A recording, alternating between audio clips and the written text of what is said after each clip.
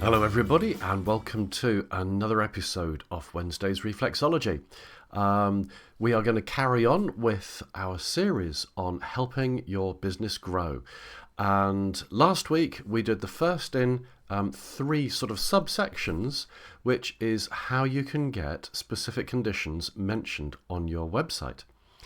So last week we did newspaper articles. This week we are going to do research papers. Now, one thing very, very interesting that I just do want to say is that the same day that I put Wednesday's Reflexology Wisdom out last week, Marie Claire, their magazine, did an article on reflexology. And so, of course, that could go straight into your What the Media Says About Reflexology page if you're creating one. It certainly went straight onto my Facebook page. So let's look at research and how you can use this to add specific conditions to your website. So I'm going to do what I did last time. I'm going to go to my own clinic website. I'm not going to ask you to do anything that I'm not doing myself, and I'm going to show you how it works. Okay, so here's my website. And as you know, I've got Reflexology in the newspapers just here, right next to it, Reflexology Research. By the way, I do also, for people that like pictures, I've also got links further down as well, just in case anybody missed it. So let's go to research. And what I have done is create an A to Z. Again, you are not allowed to have anything on this page that says reflexology works for the following conditions. You're not allowed to say that.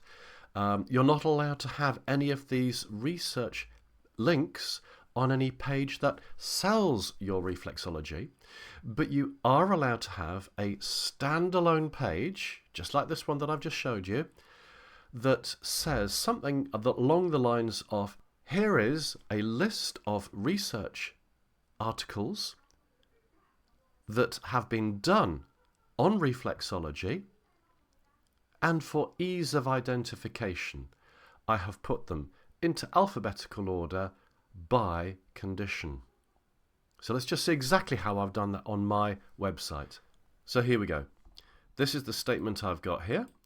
There are many research papers that have been published about reflexology.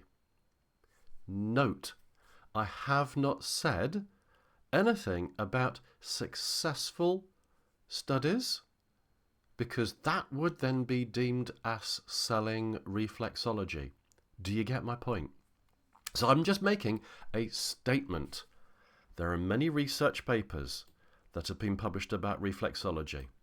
So I'm making a non-judgmental statement here, neither for nor against. To help you find the one that will help you the most, they are listed in alphabetical order by condition. This is where it comes in. That was being researched. And then I do literally have A, B, C, and carrying on like this. So anxiety, arthritis, back pain, Bell's palsy, blood flow, cancer palliation, COPD, constipation, and it goes on. Okay, so I must admit, just like my newspaper page, it's not very up to date. I do need to add more.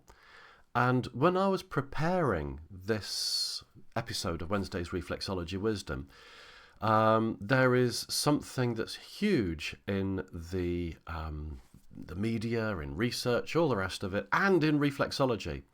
And I'm not talking about menopause. I've already got that one in. But what I'm talking about is ADHD. So let's do a live search so that you can see how I have found these research articles, so that you can then find these research articles. So we're going to go to something called Google Scholar. So here it is. Google Scholar, all you need to do is just type Google Scholar in the Google search and it will come up with this page. Now, what I'm going to do here is I'm going to just type in, and we're going to do this live. So, research trial. for reflexology and here we go, there's one that's already come up, anxiety. Google's even suggesting one for me. So we're going to be pretty sure that anxiety might be a condition that there are research trials for in reflexology. But we don't want that. We want ADHD. ADHD. So I'm going to click return. Here we go. So we have... Oh, it might be helpful if I actually spelt it right, mightn't it? ADHD. There we go. So we've got a case study of effects of foot reflexology on ADHD symptoms and neuriasis, so that's bedwetting. We've got research of hand reflexology stimulation with children with ADHD. Let's go for this one. And what we have got here is the abstract. That gives us an overview about it. What you want to do, though, is have a read of the abstract, see what it's like, and let's go down to the conclusion, because, of course, you do want to check to make sure that the research paper that you're going to put a link to actually does have a positive result. So let's have a little look and see what the results were. So basically we've got randomly dividing the students into a control group of 10 students for treatment and an experimental group, 10 students. So it's only got, it's a very, very small group. Not great for research, but the general public aren't going to actually worry about that. We can therefore state that our established and implemented teaching system focused on a set of activities focused on therapy of nerve endings on reflexological points at the ends of the hand significantly helped to increase the score in the output test of the experimental group. Okay, that's a good result then. Do we have a statistic? The result was actually directly above this. So between the outcome test, the scores of the students in the experimental group more than doubled. 50% improvement. That's actually an amazing outcome. So if you wanted to put ADHD onto your website, and by the way, what I would say is if you are wanting to go into the field of neurodiverse clients for reflexology, I really would suggest that you check out Lorraine Senior. She's absolutely fabulous in the teaching that she does that can help you be all the more aware and all the more beneficial for your clients. Anyway, getting back to what we really want to be talking about. How do we put this onto our websites?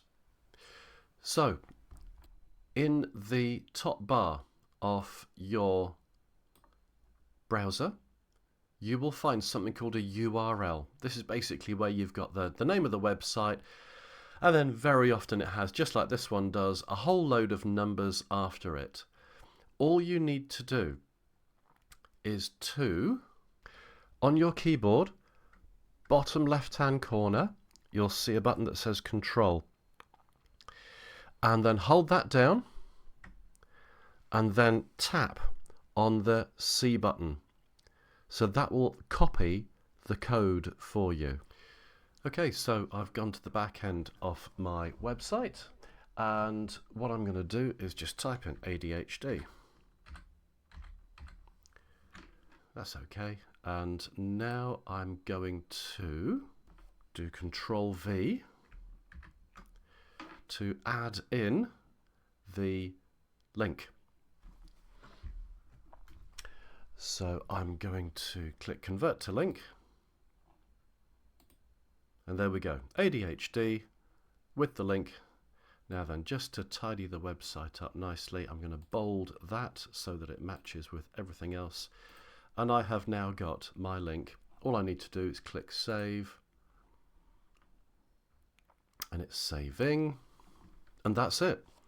You've now added something onto your website and you can... Now, the way that I've added it, this is a WordPress website. You might add links onto your website in a slightly different way. Every website builder works differently. Quite a lot of them, you can just type in the text that you're wanting to do, and you then click a chain, and that creates a link. So you'll now be thinking, how on earth do I find ideas for different conditions? There's an easy one to this too. Just go to the NHS A to Z of conditions. So let's just dive over, I'll show you how it works. Okay, so all you need to do is just go to Google or whatever you use, your search engine, and just put in NHS A to Z. This will then come up. And you literally do get your conditions A to Z. Fabulous. And we can go through this little list. This isn't the full list, by the way. View all A topics if you want. Just the main ones get shown at first. But asthma, that might be one that you want to put on. You know, I'm anecdotally, I can get great results with asthma. Blood pressure. That's another one, because we can help with circulation and we can help with stress. Ideal one. Let's see what we got on C for ideas. Celiac disease, of course. There are loads and loads of potentials here that might give you ideas as to what you are wanting to put on your website. Oh, I've just seen this one, frozen shoulder. Now, I really probably shouldn't say this, but I'm going to. I had a lovely gentleman up in Derbyshire who used to come and see me. And every time that he used to come, he'd raise his arm. He says, I can only get it to here. Oh, he says, that's about it. And I'd give him a treatment. And then at the end, I'd always say, go on then, how far can you go? And he would just lift his shoulder straight up. Absolutely brilliant. It was joy to treat him. It really, really was. It was wonderful. Anyway, getting back to this. So now you have been shown where you can find your ideas from to put conditions on with the NHS A to Z. You've been shown where to find the papers on Google Scholar. And to be honest with you, with that Google Scholar, what you can, of course, easily do is, just as we did, research trial for reflexology and then just change that last condition. Have a little look. Even if there's something on there that isn't on the NHS, perhaps, go for it. But then the most important thing as well is how to actually lay this out on your website, which is have a separate page again, have a straightforward statement that just says there are research papers into reflexology, and to help you find things easily, you have separated it out alphabetically by condition. You haven't made a claim yourself. That's the most important bit. Okay, so I hope you've enjoyed today's Wednesday's Reflexology Wisdom. We have one more way that I can show you that really, really works on how you can get specific conditions up on your website. We're going to show you that one next week. But until then, do stay well, stay safe, and please do click the subscribe button so that YouTube will tell you automatically when the next installment is live.